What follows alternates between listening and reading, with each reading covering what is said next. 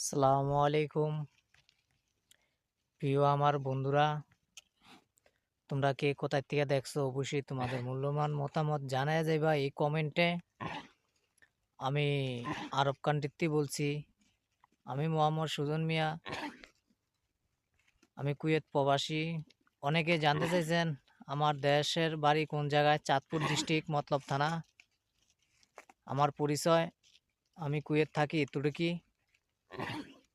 আমাদের ভিডিওগুলো যদি আমার ভালো লাগে, আপনাদের ভিডিওটি বেশি বেশি দেখবেন, শেয়ার করবেন, আপনাদের মূল্যবান মতামত কমেন্টে জানাইবেন। আমি এই দুম্বাগুলা পালি, আমি কুয়েত থাকি, সবসময় আপনাদের মাঝে বলি আমি কুয়েত প্রবাসী।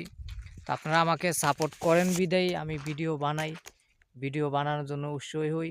তা আমার ভিডিওগুলো সবসময় দেখবেন, দেখলে আমি ভিডিও বানানোর জন্য উৎসাহী হব। তোমরা যদি আমাকে সাপোর্ট না করো, সাপোর্টটা করবো কেডা বলো? তোমরা আমাকে সাপোর্ট করো বিদায়ী আমি ভিডিওগুলা বানাই। তোমরা আমাকে যেই সাপোর্ট করো এই সাপোর্টে হইতাছে না, আরও বেশি বেশি সাপোর্ট করবা। আর তোমাদের মূল্যবান মতামত অবশ্যই জানাইবা। তোমরা কে কোথায় থেকে দেখো? যারা বিভিন্ন আরব কান্ট্রিতে দেখেন আমার ভিডিওগুলো শেয়ার করবেন। বিভিন্ন কান্ট্রিতে যারা দেখেন কমেন্ট করবেন কে কোথায় থেকে দেখেন। এই দেখেন দুম্বাগুলা, এই দুম্বাগুলো আমি পালি। এই দুম্বাগুলো হলো আমার মালিকের। আসলে ভাই, এই প্রবাসে, দূর প্রবাসে না আসলে কখনো কষ্ট কি জিনিস বুঝলাম না, বুঝতে পারলাম না। এই প্রবাসে আসার পরে অনেক কিছু শিখতে পারছি, বুঝতে পারছি, জানতে পারছি। আসলে এই দূর প্রবাসে না আসলে কষ্ট কি জিনিস কখনো বোঝা যায় না। তা আমি কুয়েতে আইছি, কষ্ট করতাছি। কথায় আছে ধৈর্যর নেয়া ফল আল্লাহ তালায় দেয়। তা আমি ধৈর্য ধরছি। ইনশাল্লাহ দেখি আল্লাহ তালায় যদি আমার উপরে সহায় থাকে, ইনশাল্লাহ কিছু করার চিন্তা ভাবনা আছে। অনেকে কমেন্ট করেন আমি কয় টাকা বেতন পাই, কুয়েতে কত টাকা।